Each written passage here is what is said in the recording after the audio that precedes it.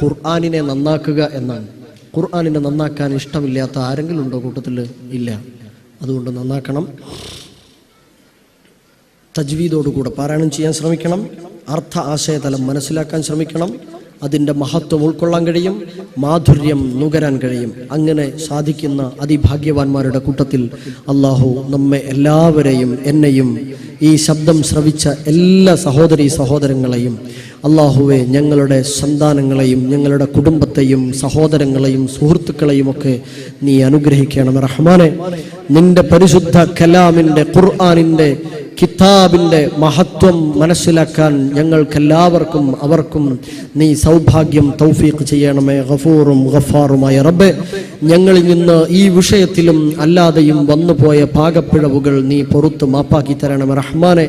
അല്ലാഹുവേ, ഞങ്ങളിൽ രോഗം കൊണ്ടും സാമ്പത്തികമായും മറ്റ് പല നിലക്കും മാനസികമായും പ്രയാസപ്പെടുന്ന ഒരുപാട് ആളുകളുണ്ട്. അല്ലാഹുവേ, 2 മണിക്കൂറിലധികം നിന്റെ കലാമിനെ കുറിച്ചുള്ള സംസാരം ശ്രദ്ധിക്കുവാനും നിന്റെ കലാമിന്റെ മഹത്വവും സൗന്ദര്യവും വിശദീകരിക്കുവാനും ചർച്ച ചെയ്യാനും സമയം ഇവിടെ വിനിയോഗിച്ച ഞങ്ങളുടെ എല്ലാവരുടെയും പ്രയാസങ്ങൾ നീ ദൂരീകരിച്ചു തരണം റഹ്മാനെ.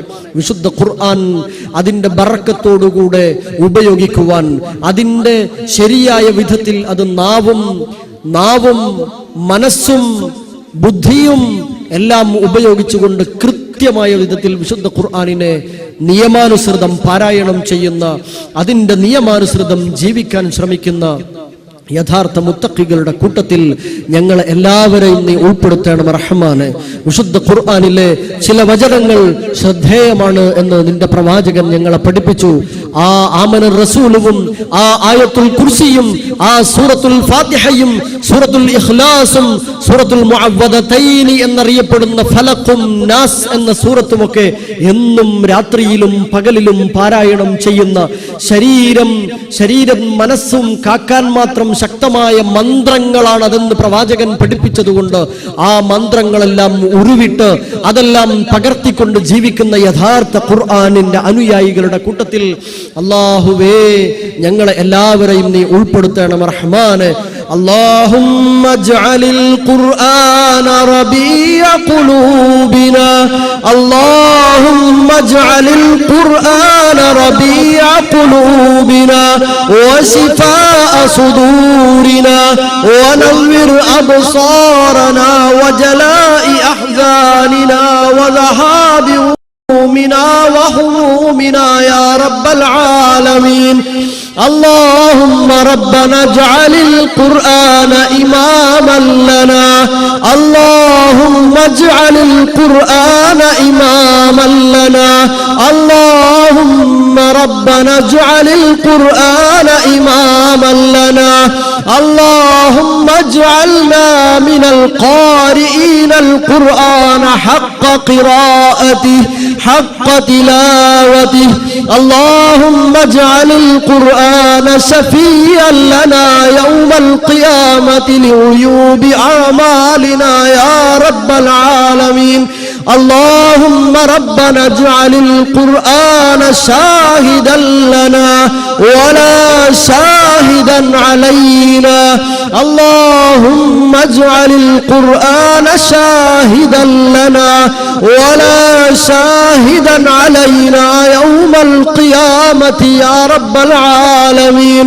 اللهم ربنا تقبل منا دعاءنا تقبل منا دعاءنا وصلاتنا وصيامنا وقيامنا وقراءتنا القرآن يا رب العالمين.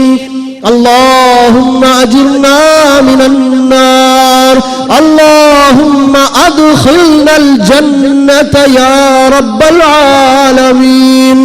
اللهم ربنا اجعلنا من دارسين القرآن ومن قارئين القرآن ومن حافظين القرآن ومن عاملين القرآن.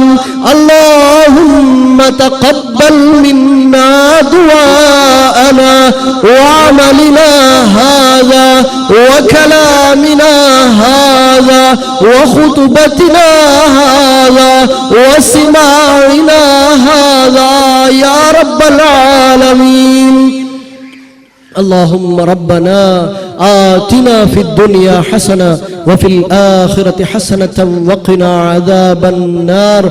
آمين آمين آمين برحمتك يا أرحم الراحمين. وصلى الله على